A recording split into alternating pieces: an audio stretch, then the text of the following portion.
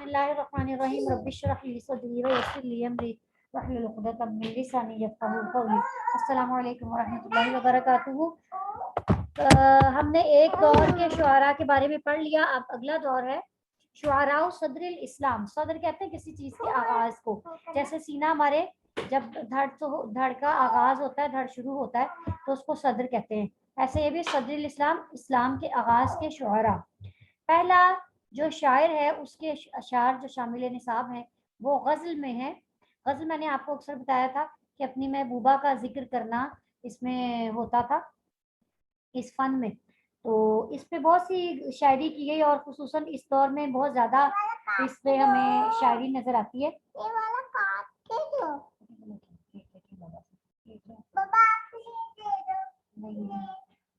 Excuse me, हाँ जी, ठहरो बेटा ठहरो जी। गज़ल के बारे में शायर कहे हैं, जरीर है शायर का नाम और ली का मतलब फॉर बाय, यानी जरीर के अशार। अशायर शायर का तारुफ है, वो जरीर बिन अतिया बिन ख़तफ़ी है। शाख कबीला बनु तमीम की शाखों में से एक शाख से है जिसे कलीब बिन यरबू कहा जाता है, और वो नातमाम पैदा हुआ था 7 माह का। हज़रत उस्मान रज़ियल्लाहु अन्हु की खिलाफत के दौर में 7 माह का नातमाम पैदा हुआ था। उसकी रिवायत किया जाता है कि उसकी माँ ने उस ख्वाब में देखा जबकि वो हामिला थी कि उसने एक रस्सी को जन्म दिया जो कि लोगों के अतराफ पर लिपटी हुई है और उनको काट रही है। पर जब उसने उसको जन्म दिया तो उसने उसका नाम जरीर रखा। जरीर ने यमामा में परवरिश पाई, नजद में, जहाँ के उसका कबीले वाले रहते थे, और एक ऐसे घराने में जो कि मोहताज खानदानी गरीब खानदान था और वो ऊँट चलाया करते थे। उसका बाप एक गरीब और कंजूस शख्स था। उसकी कौम बनु कलीब बिन यरबू जो थी वो बनु तमीम की कमजोर शाखों में से समझी जाती थी। उसने आगाज कर दिया शायरी को नज्म करने का, रज से आगाज किया। फिर उसने यजीद बिन मुआविया की एक मदा की एक कसीदे के जरिए, जिससे उसने सबसे पहले उसे इनामात से सरफराज किया यजीद बिन मुआविया ने, और उसके बाद वो ये करता रहा यहाँ तक कि उसका जिक्र हर तरफ आम हो गया। फिर वो अब्दुल मलिक बिन मरवान से मिला और उसकी मदह की, और इसके साथ साथ उससे इनायत का काफ़ी हिस्सा पाया, और उसके बेटे अब्दुल वलीद बिन अब्दुल मलिक के पास भी वो रहा, लेकिन सुलेमान के साथ उसका मिलना बहुत कम रहा।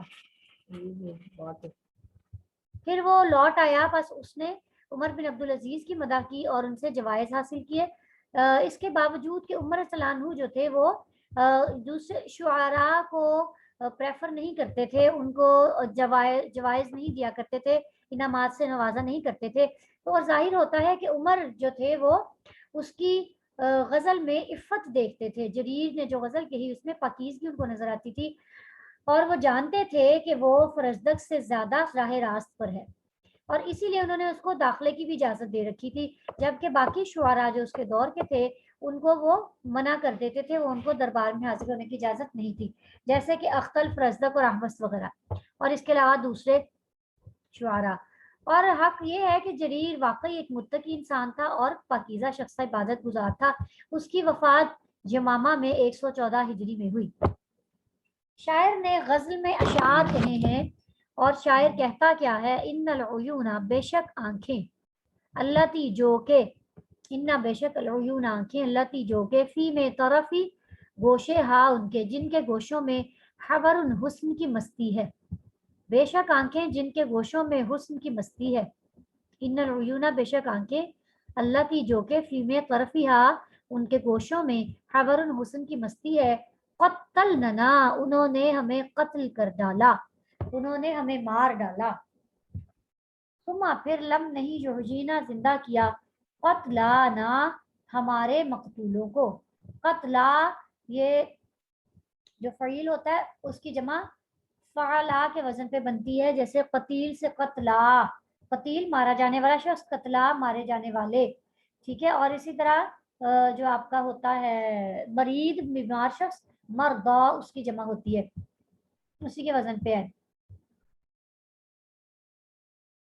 यह सुराना वो पिछाड़ देती हैं, अक्ल वालों को, दा वाले लुब्बी अक्ल, वो अक्ल वालों को पिछाड़ देती हैं। حتیٰ یہاں تک کہ لا نہیں ہرا کا حرکت رہتی بھی ان میں، یہاں تک کہ ان میں حرکت باقی نہیں رہتی. وہنہ اور وہ اضعف کمزور ترین خلق اللہ اللہ کی مخلوق میں ہے، انسان، حالانکہ وہ اللہ کی مخلوق میں کمزور ترین مخلوق ہیں. جی شاعر کہتا ہے بے شک آنکھیں جن کے گوشوں میں حسن کی مستی ہے، انہوں نے ہمیں مار ڈالا، پھر ہمارے مردوں کو زندہ نہ کیا، اور وہ پچھاڑ دیتی ہیں عقل والوں کو یہاں تک کہ ان میں حرکت بھی باقی نہیں رہتی، اور وہ اللہ کی تمام مخلوق میں سے کمزور ترین مخلوق ہیں. شاعر کہتا ہے کہ وہ آنکھیں، وہ شاعر خوش خلقی سے صفات بیان کرتا ہے اور وہ آنکھوں کی خوبصورتی کو بڑے عمدہ انداز میں بیان کرتے ہوئے کہتا ہے کہ بے شک وہ آنکھیں جن کے گوشوں میں حسن کی مستی ہے، یعنی جو اپنی سیاہی اور سفیدی کے امتزاج کے ساتھ خوبصورت اور حسین نظر آتی ہیں، جو اپنی طرف اٹریکٹ کرتی ہیں، جو اپنی طرف کھینچتی ہیں، جو جاذب ہیں، وہ خوبصورت آنکھیں، وہ حسین آنکھیں، ان آنکھوں نے ہمیں قتل کر ڈالا. یعنی یہ آنکھیں میرے محبوب کی آنکھیں اتنی خوبصورت آنکھیں ہیں. یہاں وہ کل آنکھوں کو کہہ کر تو مراد وہ کل محبوبہ لیتا ہے، لیکن وہ تعریف اس کی آنکھوں کی کر رہا ہے کہ میری محبوبہ کی آنکھیں ایسی خوبصورت آنکھیں ہیں کہ ان کو دیکھو تو ان کے گوشوں میں ہمیں حسن کی مستی نظر آتی ہے. جب وہ مستی میں آتی ہیں تو حسن ان کا مزید بڑھ جاتا ہے. جیسے کہتے ہیں نا کہ آنکھیں بہت کچھ وہ بیان کر دیتی ہے جو انسان بیان نہیں کرنا چاہ رہا ہوتا. ہماری خوشی کا، ہماری غمی کا اندازہ لگایا جا سکتا ہے ہماری آنکھوں کو دیکھ کر، کہ ہماری آنکھیں بتا دیتی ہیں کہ آپ کے اندر کیا چل رہا ہے. تو کہتا ہے جب وہ مستی میں آتی ہیں تو ان کا حسن ہی دوبالا ہو جاتا ہے. یہ وہ آنکھیں ہیں کہ جنہوں نے ہمیں مار ڈالا ہے، کہ ہم ان آنکھوں کو دیکھ کر اپنا آپ ان پر قربان کر بیٹھے ہیں. ہم نے خود کو ہار دیا ان آنکھوں کے آگے، ان آنکھوں نے ہمیں مار ڈالا، ہمیں قتل کر دیا. اور قتلنا جو لفظ شاعر نے یہاں صیغہ استعمال کیا ہے، یہ فعل اس نے استعمال کیا ہے، آپ اپنے پچھلے سیمسٹر میں پڑھ کے آئے ہیں، اپنے سیکنڈ سیمسٹر میں. قتلنا یہ باب تفعیل ہے، تو باب تفعیل جو ہے یہ تقتیل کے اس کا وزن ہے، تقتیل سے قتلنا بنا ہے. تو تقتیل کا مطلب ہوتا ہے کہ کسی کو مار کر ٹکڑے ٹکڑے کر ڈالنا. اس کے معنی میں یہ ہے درجہ بدرجہ کسی کام کا ہونا اور شدت سے وہ کام ہو جانا. ٹھیک ہے، تو قتلنا یعنی انہوں نے مار کے ٹکڑے ٹکڑے ہمیں کر دیا ہے. ہم ان آنکھوں کے حسن کو دیکھ کر مر گئے ہیں، پھر ایسا مرے ہیں کہ اس کے بعد ہمیں کوئی ہوش باقی نہیں رہا، بلکہ کیا ہوا کہ پھر ان آنکھوں نے ہمیں دیدار نہ کروا کر زندہ نہیں کیا. یعنی ہمارے مردہ، ہمارے مرے ہوئے لوگ مرے ہی رہ گئے، دوبارہ ہمیں ان آنکھوں کا دیدار نہ ہوا، ہم نے اس جیسی آنکھیں دوبارہ نہ دیکھی. اگر ہم وہ دوبارہ دیکھتے تو گویا یہی آنکھیں ہماری زندگی کا باعث بنتی. اب یہ آنکھیں جو ہماری موت کا باعث بنی ہیں، جنہوں نے ہمیں مار ڈالا ہے، ہم مر گئے ہیں. مرنے سے مراد یہ نہیں ہے کہ ہم اس دنیا فانی سے رخصت ہو گئے، مطلب ہم اپنا آپ کھو بیٹھے، ان کے سحر میں گرفتار ہو گئے ہیں. تو ہم ان کے سحر سے باہر نہیں آ رہے، ہم ان کے جادو سے نہیں نکل پا رہے، ہمارا ہوش باقی نہیں ہو رہا، کیونکہ وہ آنکھیں دوبارہ اب ہمارے سامنے ہی نہیں آ رہی. ویسی آنکھیں ہم نے کبھی دیکھی ہی نہیں، اور ان آنکھوں کا ہم دیدار ہی نہیں کر پا رہے. اگر وہ آنکھیں ہمیں اپنا دیدار کروائیں گی تو ہم دوبارہ سے زندہ ہو جائیں گے. یسرعنا ذلبی وہ پچھاڑ دیتی ہیں عقل والوں کو. وہ کہتا ہے کہ ہیں تو وہ آنکھیں، میری محبوب کی آنکھیں وہ ہیں کہ جو بہت بڑے دانشوروں کو، بہت بڑے عقل مندوں کو، بہت بڑے سائنسدانوں کو، جن کو اپنی عقل پہ بڑا ناز ہے، لیکن وہ جب یہ آنکھیں دیکھتے ہیں، جب ان کا حسن دیکھتے ہیں تو ایسے بے حرکت ہو جاتے ہیں، حتی لا حرکت بھی، یہاں تک کہ ان میں کوئی حرکت باقی نہیں رہتی، کہ ایسے بدمست ہو جاتے ہیں، ایسے بدہوش ہو جاتے ہیں، مدہوش ہو جاتے ہیں کہ بے ہوشی کے عالم میں وہ ان میں کوئی حرکت ہی باقی نہیں رہتی. ویسے وہ اپنی عقل پر بڑا ناز کرتے ہیں، ویسے وہ اپنی عقل پر بڑا فخر کرتے ہیں، لیکن جب وہ ان آنکھوں کا دیدار کر لیں، جب وہ ان آنکھوں کو دیکھ لیں، جب وہ ان کی مستی میں کھو جائیں، تو وہ ایسے ہو جاتے ہیں کہ گویا اب ان کے اندر کوئی حرکت باقی نہیں رہی۔ پچھاڑنے کا مطلب کیا ہے؟ جیسے آپ کسی مقابلے میں جاتے ہیں، جب پہلوان آپس میں مقابلہ کر رہے ہوتے ہیں، آپ نے دیکھا ہوگا تو ایک دوسرے کو پچھاڑتا ہے، اور جب اس میں کوئی حرکت نہ رہے تب اوپر والا جس نے پچھاڑا تھا وہ جیت جاتا ہے۔ تو ایسے ہی وہ یہ کہہ رہا ہے کہ گویا ہمارا ان سے ایک مقابلہ چل رہا ہے، ان آنکھوں نے ہمیں دیکھنے میں ہی پچھاڑ دیا ہے، ہمیں ایک نظر میں پچھاڑ دیا، اور اب ہم ان کی اس نظر سے ایسے پچھاڑے گئے ہیں، ایسے گرے ہیں، ایسے بے ہوش ہوئے کہ ہمیں دوبارہ ہوش نہیں آ رہا، اور ہمارے اندر کوئی حرکت باقی نہیں رہی۔ اور حالانکہ یہ آنکھیں وہ آنکھیں ہیں جنہوں نے ہمیں پچھاڑ ڈالا ہے، یہ وہ آنکھیں ہیں کہ جو کہ اللہ کی انسان، اللہ کی جو مخلوق ہے انسان، اس میں کمزور ترین مخلوق ہے۔ اس سے مراد ہم صنف نازک بھی لے سکتے ہیں کہ عورت کو صنف نازک کہا جاتا ہے، کہ یہ نازک اللہ تعالیٰ نے پیدا کی ہے، اور یا اس سے مراد آنکھیں بھی لے سکتے ہیں، اور آنکھوں کو مراد لے کے ہم پوری عورت بھی مراد لے سکتے ہیں کہ یہ عورتیں اللہ کی کمزور مخلوق ہیں، یہ آنکھیں اپنے جسم میں، ہمارے جسم میں کمزور سا ایک عضو ہے، لیکن انہوں نے ہمیں ایسا پچھاڑا ہے، ایسا ہمیں گرایا ہے ان عقل والوں کو جو کہ بڑے اپنے آپ پر فخر کرتے ہیں کہ اب ان کے اندر بھی کوئی حرکت باقی نہیں رہی، ہم مکمل طور پہ گر گئے۔ اب ہمیں ہوش تبھی آئے گا، ہم زندہ تبھی ہوں گے جب یہ آنکھیں دوبارہ ہمیں اپنا دیدار کروائیں گی۔ یہ تھی جریر کی شاعری۔ اس کے بعد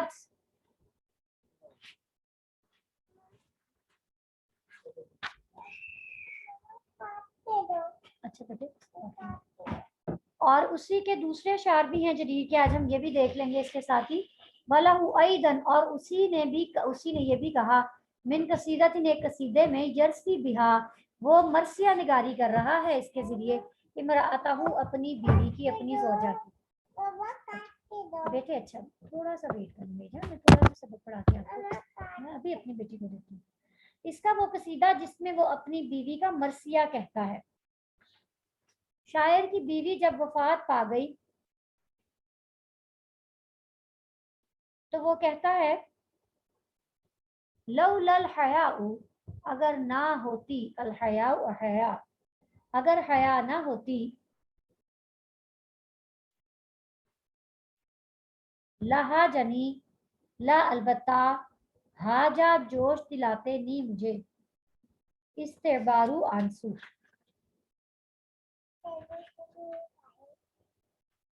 لولا، اگر نہ ہوتی، الحیاء حیا، لا البتہ، حاجنی، جوش دلاتے مجھے، استعبارو آنسو، ولازرتو، اور البتہ میں زیارت کرتا، ولازرتو، یہ بابا نے اس کو بند کیا، بابا آئیں گے تو ان سے لگا لیں گے۔ ولازرتو، اور البتہ میں زیارت کرتا، قبر کی، تیری قبر کی، قبر کی تیری، اور میں تیری قبر کی زیارت کرتا، والحبیب، اور محبوب، یزارو، کی زیارت کی جاتی ہے۔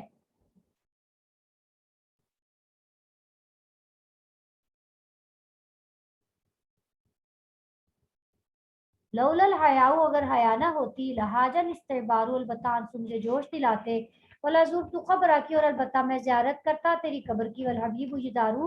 اور محبوب کی تو زیارت کی ہی جاتی ہے۔ واللہتی قلبی، واللہتی،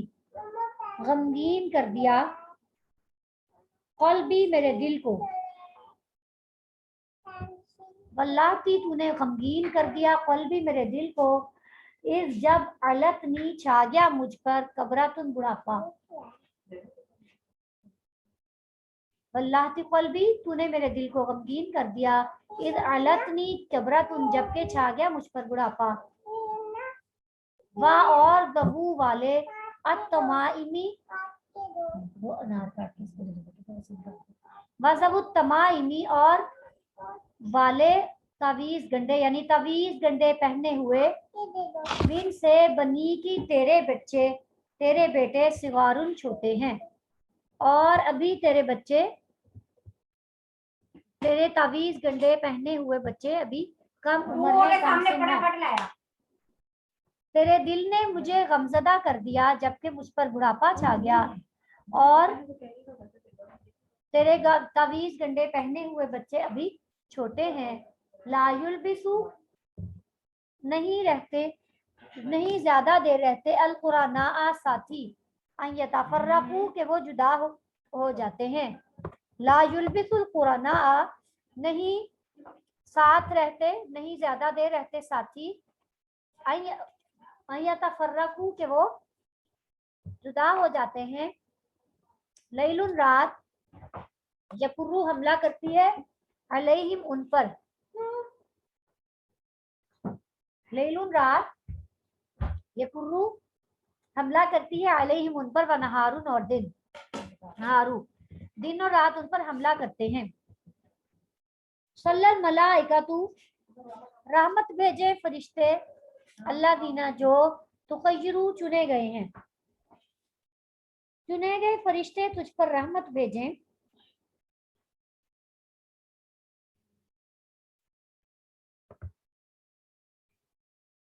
चुने गए फरिश्ते कुछ पर रहमत भेजें। अस्सालिहूना नेकोकार, वत्तय्यिबूना और पाक, अलैहि की तुझ पर, वल अबरारू और नेक लोग, नेक और नेकोकार फरिश्ते और नेक लोग तुझ पर दुरूद भेजे, दुरूद भेजे या रहमत भेजे।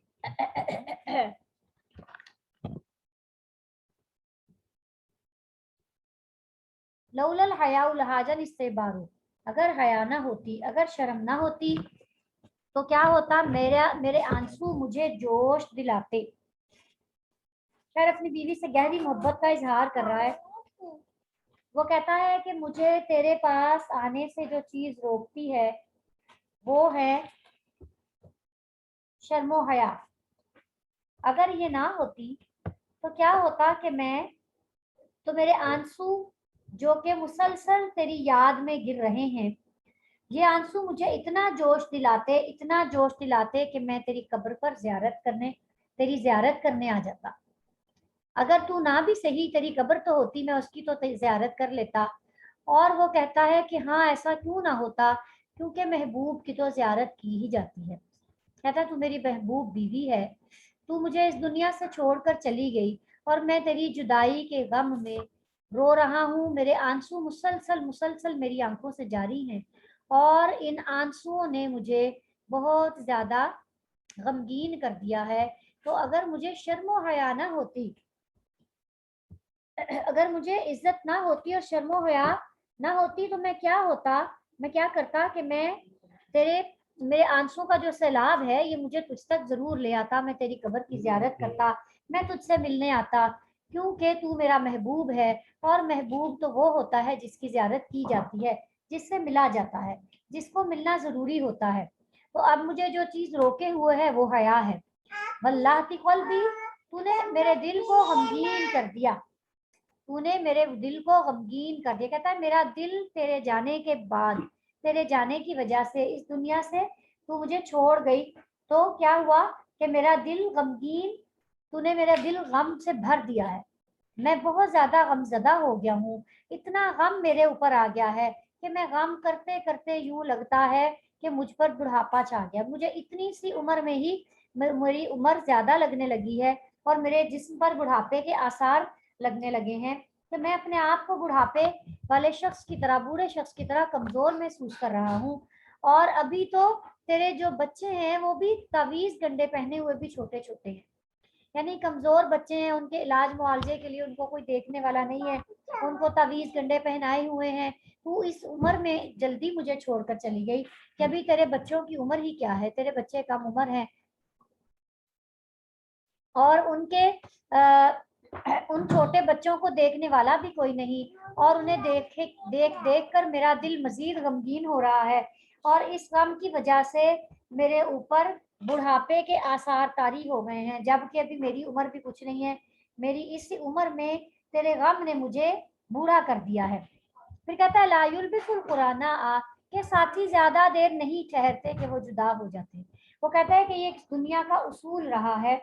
کہ جو شخص اس دنیا میں آیا ہے اسے اس دنیا سے چلے جانا ہے، جو بھی اس دنیا میں آیا ہے اسے اس دنیا سے چلے جانا ہے، اگر ساتھی ہو تو بھی اور نہ ہو تو بھی۔ تو کہتا ہے کہ دن اور رات ان پر حملہ آور ہوتے ہیں۔ دن اور رات حملہ آور کیسے ہوتے ہیں کہ جو بھی دن نکلتا ہے زندگی سے ہماری زندگی کم ہو جاتی ہے، جو رات نکل جاتی ہے ہمارا ساتھ کم ہو جاتا ہے۔ تو وہ گویا وہ کہتا ہے کہ دن اور رات کا یہ جو آنا جانا ہے یوں لگتا ہے جیسے کہ یہ ساتھیوں کے ساتھ پر حملہ آور ہو رہا ہے، اور یہ ان کو مسلسل ہم ایک دوسرے سے دور کیے جا رہا ہے، یعنی ان کی جدائی کو قریب لے کے آتا جاتا ہے کہ ساتھی اس دنیا میں اکٹھے نہیں رہ سکتے، ان کو ایک نہ ایک دن تو جدا ہونا ہی ہوتا ہے۔ تو دن اور رات ان کی جدائی میں ایسے کردار ادا کرتے ہیں گویا وہ ان کے ساتھ کو توڑنے پر حملہ آور ہو رہے ہوں اور ان پر حملہ کر رہے ہوں۔ پھر وہ کہتا ہے صلی الملائکۃ الذین تخیر الصالحون والطیبون علیہ والابرار کہ وہ فرشتے، اب وہ اپنی محبوبہ بیوی کے لیے یہ دعا کرتا ہے کہ اے میری بیوی، اے میری زوجہ، کہ تو اس دنیا سے چلی گئی، اب ہم تیرے لیے جو کر سکتے ہیں وہ ہیں صرف دعائیں۔ تو میں اللہ سے یہ دعا کرتا ہوں کہ وہ فرشتے جو اللہ کے چنے گئے فرشتے ہیں، وہ فرشتے جو اللہ کے نیک فرشتے ہیں، وہ فرشتے جو اللہ کے پاکیزہ فرشتے ہیں، اور اس کے ساتھ ساتھ جو لوگ نیک لوگ ہیں وہ سب تیرے لیے رحمت کی دعا کریں۔ میں تو کرتا ہی کرتا ہوں، میرے ساتھ وہ لوگ بھی، یعنی صرف انسان ہی نہیں بلکہ فرشتے بھی جو کہ چنے گئے ہیں وہ بھی تیرے لیے رحمت کی دعا کریں، اللہ تعالیٰ سے تیرے لیے بخشش مانگیں، تیرے لیے سلامتی کی آرزو کریں، تاکہ تیرے لیے یہ دعائیں، یہ تمنائیں ان کی اور یہ ان کا رحمت بھیجنا تیرے لیے باعث مغفرت اور باعث بخشش ہو۔ کیونکہ انسان جب اس دنیا سے چلا جاتا ہے تو اس کا عمل کٹ جاتا ہے، اللہ کے نبی کا یہ فرمان ہے، سوائے 3 چیزوں کے۔ وہ 3 چیزیں کیا ہوتی ہیں؟ صدقہ جاریہ، وہ علم جس سے نفع اٹھایا جائے، اور نیک اولاد جو اس کے لیے مغفرت کی دعا کرتی ہے۔ یہ 3 چیزیں ہیں جو انسان کو اس کے مرنے کے بعد بھی فائدہ دیتی رہتی ہیں۔ وہ شاعر کہتا ہے کہ تیرا اپنا عمل تو تجھ سے ختم ہو گیا، ہمارے بس میں بھی تیرے لیے دعا کرنا ہے، ہم خود بھی تیرے لیے دعائیں مغفرت کرتے ہیں، خیر و برکت کرتے ہیں، اس کے ساتھ ساتھ ہم یہ بھی چاہتے ہیں، اللہ سے یہ بھی دعا کرتے ہیں کہ اللہ تو اپنے فرشتوں کو اس کام پر مامور کر دے کہ جو چنے ہوئے فرشتے ہیں کہ وہ بھی میری بیوی جو کہ دنیا سے جا چکی اس کے لیے دعائے رحمت و برکت اور دعائے مغفرت کرے۔ یہ تھا جی آپ کا قصیدہ جو کہ جریر نے اپنی بیوی کے اس میں کہا مرثیہ نگاری میں۔ اس کے ساتھ اگلا شاعر جو ہم دیکھیں گے، آپ نے اس کی تشریح مجھ سے بھی بہت اچھی کر لینی ہے، مجھے انشاءاللہ بہت زیادہ آپ پہ یہ یقین ہے۔ تو یہ آپ نے میرا مقصد ہوتا ہے آپ کو ایک مفہوم سمجھا دینا، اب آپ اس مفہوم کو آگے جتنا بھی چاہیں اس کی وضاحت کر سکتے ہیں، اور اگر آپ اشعار کے ساتھ اور اگر آپ آیات و احادیث کے ساتھ اس کو مزین کر دیں گے تشریح کو تو یہ اور بھی زیادہ بہترین ہو جائے گا، کیونکہ آپ کا یہ پیپر ہے ہی ترجمہ و تشریح والا۔ تو آپ کو ترجمہ میں اچھے سے یاد کروا دیتی ہوں، پڑھا دیتی ہوں، تشریح انشاءاللہ تعالیٰ میں بھی کروا رہی ہوں، آپ بھی انشاءاللہ اس کو بہت اچھے طریقے سے ہینڈل کر لیں گے۔ اگلا جو شاعر ہے وہ ہے فرزدق۔ جیسے کہ میں نے آپ کو بتایا تھا کہ جریر اور فرزدق کے درمیان شعروں کی جنگ چلتی تھی، اور پھر اختل نے جریر کا ساتھ دیا تھا فرزدق کی ہجا کرنے میں، ہجا کا کہتے ہیں بدگوئی کرنا، اور فرزدق جو تھا اس کی شاعری کے بارے میں کہا جاتا ہے کہ یہ وہ شخص تھا کہ اگر اس کی شاعری نہ ہوتی تو زبان کا تہائی حصہ ہم تک پہنچ ہی نہ پاتا، اتنی زیادہ اس نے کثرت سے شاعری کی ہے۔ تو فرزدق کی شاعری ہے، یہ شاعر تھا اہل بیت کا شاعر تھا، اور اس نے یہ اشعار بھی حضرت علی بن حسین رضی اللہ عنہما جو کہ امام زین العابدین ہیں ان کی مداح میں کہے تھے۔ اس کا ایک واقعہ ہے، وہ یہ واقعہ آپ کو بتا دوں گی، اور اس کے بعد یہ میں آپ کو اشعار کا ترجمہ بتا دیتی ہوں، پھر آپ انشاءاللہ اس کو مزید اچھے سے دیکھ لیں گے۔ شاعر ہے ابو فارس حمام بن غالب التمیمی، ٹھیک ہے، ابو فارس حمام بن غالب اس کا نام ہے، قبیلہ بنو تمیم سے ہے۔ ابو فارس اس کی کنیت ہے اور فرزدق اس کا لقب ہے۔ فرزدق کہتے ہیں چپٹی روٹی کو، تو جس طرح روٹی کے اوپر داغ داغ سے آ جاتے ہیں جب اس کو سینکا جاتا ہے، تو ایسے اس کے چہرے پر بھی کالے کالے سے داغ تھے، اس وجہ سے اس کا چہرہ روٹی کی شکل کا سا لگتا تھا، گول گول سا، اس وجہ سے اس کو فرزدق کہتے ہیں۔ شاعر کا نام حمام بن غالب، چیک کر لینا، ایم ہو میڈیم۔ اس نے بصرہ میں پرورش پائی اور اپنی زندگی کا ایک حصہ اس نے بادیہ یعنی صحرا میں گزارا۔ پھر اس کی جو شاعری ہے اس کے اندر اس کی جو صحرائی پن تھا، بدو پن تھا، وہ ظاہر ہوا، وہ نظر آیا،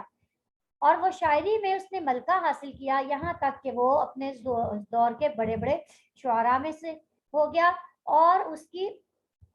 جو رجحان تھا، اس کی توجہ جو تھی، میلان تھا، وہ اہل تشیع کی طرف تھا، حضرت علی علیہ السلام اور ان کی حامیوں کی طرف۔ بتصل بالخلفاء، اور وہ خلفاء اور گورنروں سے اپنے زمانے کے ملتا رہا، اور اس کی جو شعری اغراض ہیں ان میں سے فخر بھی ہے اور ہجا بھی، جیسے کہ میں نے آپ کو بتایا فخر یہ اپنے اوپر کرتا تھا اور ہجا یہ دوسروں کی کیا کرتا تھا، اس سے اس کی شاعری بھری پڑی ہے۔ جبکہ جریر کی شاعری میں ہمیں غزل بھی ملتی ہے، اور غزل بھی عفت والی، پاکیزگی والی۔ اس نے 110 ہجری میں وفات پائی۔ اس جو نص ہے، یہ عبارت، اس کی کہانی کچھ اس طرح سے ہے کہ حج کیا حشام بن عبد الملک نے اپنے باپ کے دور میں، حشام بن عبد الملک نے حج کیا اور بیت اللہ کا طواف کیا، اور اس نے کوشش کی کہ وہ پہنچ جائے حجر اسود تک تاکہ وہ اس کو بوسہ دے سکے، بس وہ اس پر قدرت نہ رکھ سکا، وہ قادر نہ ہوا ایسا کرنے پر، کثرت ازدحام یعنی بھیڑ رش کی کثرت کی وجہ سے، بس اس کے لیے رکھ دی گئی ایک کرسی، وہ اس پر بیٹھ گیا اور لوگوں کی طرف دیکھنے لگا۔ اس کے ساتھ اہل شام کے بڑے بڑے سرکردہ لوگوں کی ایک جماعت تھی، اور اسی حال میں تھا کہ وہ کیا دیکھتا ہے کہ امام زین العابدین آئے۔ امام زین العابدین کون ہے؟ حضرت حسین رضی اللہ تعالیٰ عنہ کے بیٹے ہیں، ان کا نام بھی علی ہے، حضرت حسین کے باپ کا نام بھی علی ہے اور بیٹے کا نام بھی علی ہے، علی بن حسین، اور رضی اللہ عنہما اسی لیے دیا گیا، ہما کا مطلب وہ دونوں صحابی ہیں، زین العابدین یعنی حضرت علی بھی اور حضرت حسین ان کے والد محترم بھی، اللہ تعالیٰ ان دونوں سے راضی ہو، اور ان کا لقب ہے زین العابدین، عابدوں کی زینت ان کو کہا جاتا ہے۔ امام زین العابدین یہ وہ ہیں جو واقعہ کربلا میں بچ گئے تھے، بیمار ہونے کی وجہ سے یہ وہاں نہیں گئے تھے، اور یہ واقعہ کربلا کے بعد پھر جا کے نبی صلی اللہ علیہ وسلم کے روزہ مبارک پہ بھی انہوں نے اشعار کہے تھے۔ اچھا جی، وہ کہتے ہیں کہ جب امام زین العابدین علی بن حسین اللہ ان دونوں سے راضی ہو آئے، انہوں نے بیت اللہ کا طواف کیا، پھر جب وہ پہنچے حجر اسود تک تو دور ہو گئے ان کے لیے لوگ، یعنی لوگوں نے ان کے لیے جگہ بنا دی، یہاں تک کہ انہوں نے حجر اسود کا بوسہ لے لیا۔ اس کے ساتھ کیا ہوا تھا، جو کہ عبد الملک کا بیٹا تھا شام، اور اس دور کا ولی عہد بھی تھا، تو کہ اس نے جب کوشش کی تو اس کو اتنی بھیڑ تھی کہ یہ نہیں دے سکا بوسہ، اور یہ سائڈ پہ جا کے بیٹھ گیا جب اس کے لیے کرسی رکھی گئی۔ لیکن جب امام زین العابدین آئے تو لوگوں نے خود ان کے لیے جگہ بنائی، یہاں تک کہ انہوں نے حضرت اسود کو بوسہ دے لیا۔ بس کہا ایک آدمی نے اہل شام میں سے، ہشام سے پوچھا، یہ جو بندہ ہے نا ہشام، اس سے پوچھا ولی عہد سے کہ من ھذا الذی، یہ کون شخص ہے جو کہ جس کی ہیبت سے لوگ، جس کے روب سے اتنے زیادہ ہیبت زدہ ہے، یعنی جس کا روب لوگوں کے دلوں میں اتنا زیادہ ہے۔ قال ہشام، ہشام نے کہا لا عارف، میں اس کو نہیں جانتا، مخافتاً ڈرتے ہوئے اس بات سے کہ وہ دلچسپی لینے لگیں اس میں اہل شام، کہ اہل شام اسے چھوڑ کر امام زین العابدین کی طرف راغب ہو جائے، اس بات سے ڈرتے ہوئے اس نے یہ کہہ دیا کہ میں انہیں نہیں جانتا، حالانکہ وہ جانتا تھا۔ وکان الفرزدق حاضراً، اور فرزدق وہاں موجود تھا، فقال، تو اس نے کہا انا عارف، میں انہیں جانتا ہوں، ثم پھر اندفع، پھر اس نے بیان کیا اور یہ قصیدہ کہا، اور کمال قصیدہ کہا، شاعر کہتا ہے امام زین العابدین کے بارے میں، کہتا ہے ہاذا یہ الذی جو، یہ وہ ہے جو تعریف جانتی ہے البتہ وادی بتہا وط آتا ہوں اس کی آہٹ کو، یہ وہ ہے جس کے قدموں کی آہٹ کو وادی بتہا پہچانتی ہے، یہ وہ ہے جو پہچانتی ہے وادی بتہا اس کے قدموں کی آہٹ کو، والبیت اور بیت اللہ، ول یعرفہ اسے جانتا ہے پہچانتا ہے، والحل اور حرم سے باہر کا حصہ، والحرم اور حرم کے اندر، اور حرم کے باہر کا حصہ بھی اسے جانتا ہے، حل حرم کے اندر کا حصہ اور حرم کے باہر کا حصہ، ٹھیک ہے، اور بیت اللہ حرم اور حرم سے باہر کا حصہ بھی، باہر کی دنیا بھی اسے پہچانتی ہے۔ ابن خیر عباد اللہ،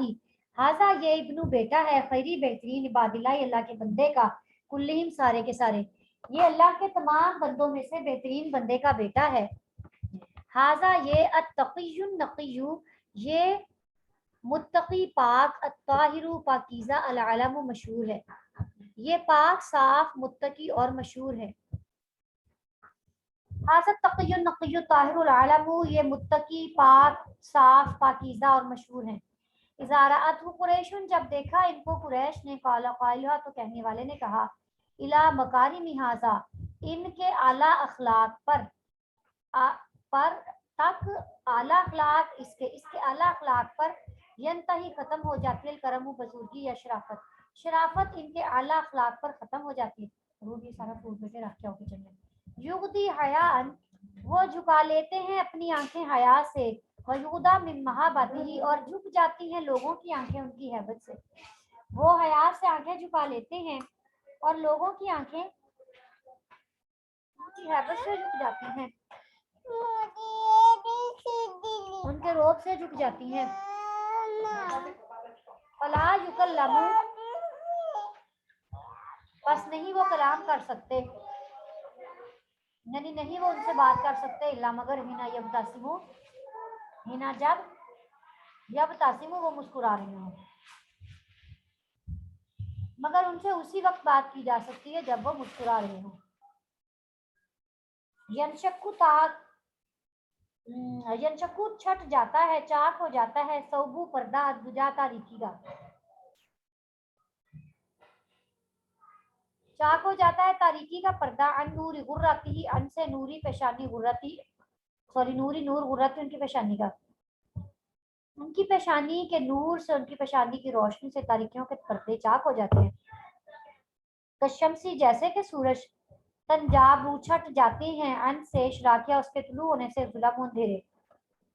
جیسے سورج کے طلوع ہونے سے تاریکیاں چھٹ جاتی ہیں، ٹھیک ہے جی۔ شاعر کہتا ہے ہذا الذی تعریف البطحاء وطأتہ، شاعر کہتا ہے کہ تم ان کے بارے میں کیسے کہہ سکتے ہو کہ تم اسے نہیں جانتے، میں انہیں جانتا ہوں، یہ تو وہ ذات ہے کہ صرف میں ہی نہیں، یہ وادی بطحا، یہ پوری کی پوری وادی ان کے قدموں کی آہٹ کو بھی پہچانتی ہے، اور اس کے ساتھ ساتھ بیت اللہ بھی ان کو پہچانتا ہے، اور بیت اللہ سے باہر کا حصہ اور حرم، مسجد حرم کا اندر کا حصہ، یہ تمام علاقہ، یہ سارے لوگ، اس میں بسنے والے، ہر کوئی انہیں جانتا ہے۔ انہیں جانے کیوں نہ، یہ رسول اللہ صلی اللہ علیہ وسلم کے گھرانے سے ہیں، آپ صلی اللہ علیہ وسلم کے نواسے کے بیٹے ہیں، وہ نواسے جن پر آپ صلی اللہ علیہ وسلم اپنا پیار نچھاور کرتے تھے، ان کے ہونٹوں کو چومتے تھے، یہ وہ نواسے ہیں جنہیں اپنی پیٹھ پر سوار کرتے تھے، یہ ان نواسوں کے صاحب زادے ہیں، یہ اس گھر کے ہیں جن کے بارے میں آیا تطہیر اللہ تعالیٰ قرآن پاک میں نازل کرتے ہیں۔ وہ کہتا ہے کہ کیا تم ان کو نہیں جانتے، ان کو تو ہر شخص جانتا ہے، تم کیسے کہہ سکتے ہو ان کو میں نہیں جانتا، ان کو تو یہ وادی پوری جانتی ہے، اس وادی کے اندر باہر ہر طرح سے لوگ، یہاں تک کہ یہ گھر، یہ جو اللہ کا گھر ہے، یہ خود ان کو پہچانتا ہے، تبھی تو آپ دیکھیں کہ لوگوں نے فوراً ان کو وہاں پر جگہ بنا کے دی، اور انہوں نے جا کے بیت اللہ کا حجر اسود کا بوسہ لے لیا، جبکہ وہ اپنے دور کا ولی عہد ہونے کے حیثیت سے بھی وہ وہاں تک نہیں پہنچ سکا جو بیت اللہ کو بوسہ دے سکتا۔ تو ان کا رتبہ کتنا بلند ہے کہ لوگوں نے خود ان کو پیچھے ہٹ کے جگہ دی اور جا کے حجر اسود کا بوسہ لیا۔ وہ کہتا ہے کہ ھذا ابن خیر عباد اللہ کلہم، یہ تو اللہ کے بندوں میں سے بہترین بندے کے بیٹے ہیں، یعنی امام حسین رضی اللہ تعالیٰ عنہ کے بیٹے ہیں، امام علی رضی اللہ تعالیٰ عنہ کے بیٹے ہیں، رسول اللہ صلی اللہ علیہ وسلم کی لڑی میں سے ہیں۔ وہ کہتے ہیں یہ تو وہ شخص ہے کہ جو ایسے بندے کا بیٹا ہے جو کہ تمام لوگوں میں، اللہ کے بندوں میں بہترین بندہ ہے، جنہوں نے سجدے میں اپنا سر کٹوا دیا لیکن اپنے نانا کے دین کو نیچا نہیں ہونے دیا۔ یہ وہ ہے جو نماز کی خاطر، جو نماز کو قربان نہیں کرتے، اپنی جان کو قربان کر دیتے ہیں، جو اپنے سروں کو نیزوں پر لٹکوا لیتے ہیں لیکن وہ اللہ کے دین اور اپنے نبی، اپنے اپنے نانا کے دین کو نیچا نہیں ہونے دیتے، اپنے نانا کے دین کو قربان نہیں ہونے دیتے۔ یہ اپنے نانا کے دین کو، ان کے جو اصول ہیں انہیں قربان نہیں کرتے بلکہ اپنی جان کو قربان کر دیتے ہیں۔ یہ اس بندے کا بیٹا ہے، اس کو کیوں نہ لوگ پہچانے، اس کو کیوں نہ لوگ جانے، ان کے تو قدموں کی آہٹ کو بھی پہچانتے ہیں۔ پھر کہتا ہے کہ یہ وہ شخص ہیں جو پاکیزہ ہیں، جو متقی ہے، جو پاک ہیں اور جو مشہور ہیں۔ علم کہتے ہیں مشہور کو، تو کہتے ہیں یہ تو ایسا مشہور شخص ہے جس کی پاکیزگی ہر جگہ پر پھیلی ہوئی ہے، ہر جگہ ان کی پاکیزگی کے چرچے عام ہیں، ان کے پاک صاف ہونے کے چرچے عام ہیں، ان کے متقی ہونے کی آپ، ان کا یہ ایک بار ایسا ہوا کہ لوگ طواف کر رہے تھے تو ایک شخص اپنے چہرے پر چادر ڈالے، شدت سے زارو قطار رو رہا ہے اللہ تعالیٰ کے سامنے، اتنا رو رہا ہے، اتنا رو رہا ہے کہ جان ہلکان ہوئے جا رہی ہے، روئے جا رہا ہے، روئے جا رہا ہے، روئے جا رہا ہے۔ کہ لوگوں نے کہا کہ اللہ تعالیٰ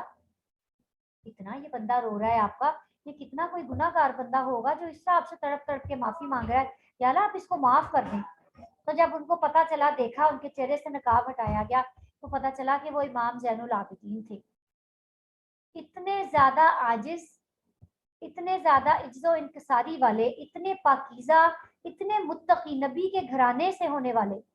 یہ وہ بندہ ہے، تو تم کیسے کہہ سکتے ہو کہ میں اس کو نہیں جانتا؟ ان کی تو پاکیزگی کے چرچے پوری دنیا میں ہیں، یہ تو پوری دنیا میں مشہور ہیں، یہ متقی ہیں، یعنی اتنا تقوی ہے، اتنا تقوی ہے، اس کے باوجود اللہ تعالیٰ کے ہاں جا کے کیسے وہ گڑ گڑا رہے ہیں کہ اللہ تعالیٰ آپ مجھے معاف کر دیجیے گا، میں آپ کو اپنی شکل دکھانے کے قابل نہیں ہوں، میں اتنا گناہ گار بندہ ہوں آپ کا۔ پھر وہ کہتے ہیں اذا رأت قریش قال قائلها، جب قریش نے ان کو دیکھا تو کہنے والے نے یہ کہا کہ ان کے اعلیٰ اخلاق پر تو بزرگی اور شرافت ختم ہو جاتی ہے، یعنی بزرگی اور شرافت میں جو بھی اخلاق آتے ہیں، عجز و انکساری، حلم، درگزر، عفو، تسامح، عدل، جو بھی اعلیٰ اخلاق ہیں وہ اس بندے کے اندر بدرجہ اتم موجود ہیں، کہ جو شخص ان کو دیکھتا ہے وہ کہہ دیتا ہے کہ ان کے اعلیٰ اخلاق پر تو تمام بزرگی اور شرافت ختم ہو جاتی ہے۔ ہاں ایسا کیوں نہ ہو ایسا، کیونکہ اللہ کے نبی جو ان کے گھرانے سے ہیں، جن کے یہ گھرانے سے ہیں، جن کے تربیت کرنے والوں میں یہ شامل ہیں، یعنی جنہوں نے تربیت پائی ہے آپ صلی اللہ علیہ وسلم سے، ان کے بارے میں اللہ تعالیٰ قرآن پاک میں فرماتے ہیں وَإِنَّكَ لَعَلَىٰ خُلُقٍ عَظِيمٍ، جو خود اعلیٰ اور عظیم اخلاق پر فائز ہے۔ تو جب انہوں نے اپنے بچوں کی، اپنی نسلوں کی تربیت کرنی ہے تو ان لوگوں کے اخلاق پر بھی تمام بزرگی اور شرافت اور اعلیٰ اخلاق ختم ہو جانے ہیں۔ یغدی حیاء و یغدی من محابتہ، وہ حیا سے شرم، یعنی ان کے اندر اتنی حیا ہے کہ وہ اپنی حیا کی وجہ سے اپنی آنکھیں نہیں اٹھاتے، اور لوگوں کی آنکھیں جھکی رہتی ہیں ان کی ہیبت، ان کے روب کی وجہ سے۔ اللہ تعالیٰ نے ایسا روب ان کو اور دبدبہ عطا کیا تھا ان کی شخصیت کو کہ وہ خود بہت ہی پولائٹ تھے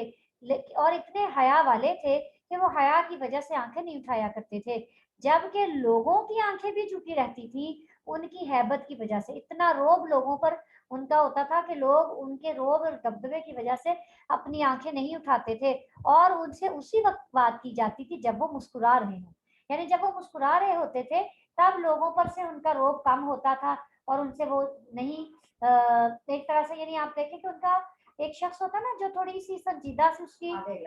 شکل ہوتی ہے، تو تھوڑے سے سنجیدہ ایکسپریشنز ہوتے ہیں، تو انسان ایکسپریشنز دیکھ کے پھر اس سے بات کرتا ہے، ہاں بھائی اب اس کا موڈ کیسا ہے۔ تو وہ کہتے ہیں کہ ان کی وہ تو حیا کی وجہ سے ایسا کرتے تھے لیکن لوگوں پر ان کا روب طاری ہو جاتا تھا، تو لوگ اس وقت ان سے بات کرتے تھے جب وہ مسکرا رہے ہوتے تھے۔ پھر وہ کہتے ہیں آپ کے पेशानी के नूर से, आपकी पेशानी में ऐसी रोशनी है कि उस रोशनी की वजह से तारीकी के पर्दे चाक हो जाते हैं। इस तरह चाक हो जाते हैं कि जैसे सूरज के तुलू होने से अंधेरे छट जाते हैं। जब सूरज तुलू होता है तो आप देखें एक छोटी सी लकीर होती है और उसके बाद वो पूरे आसमान पे फैल जाती है। सूरज निकलता है तो कहीं पता नहीं लगता कि अंधेरा था यहाँ पर रात को। तो इसी तरह आप जब लोगों को दावत और तबलीग देते हैं, आपकी पेशानी में अल्लाह ने वो नूर रख दिया है कि उस नूर को देखकर ही और आपकी तालीमात से ही तारीकियों के और बातिल के पर्दे चाक हो जाते हैं। हिदायत हर तरफ फैल जाती है, रोशनी हर तरफ नजर आने लगती है। ये थे फरजदक के अशार। अब आगे इसकी तशरीह में आप खुद बहुत अच्छा और भी लिख सकते हैं। ये इसका मफहूम था जो मैंने आपको समझा दिया। तो अब आपने फरजदक के भी अशार याद कर लेने हैं और जरीर के भी अशार याद कर लेने हैं। बाकी इंशाल्लाह हम देखते हैं और ज़रूर इसको साथ साथ आप करते रहिए। इंशाल्लाह नेक्स्ट लेक्चर में पूरी कोशिश होगी कि आपको असाइनमेंट भी दे दूँ। वाखिर दावाना अनिल हम्दुलिल्लाहि रब्बिल आलमीन। अस्सलामु अलैकुम व रहमतुल्लाहि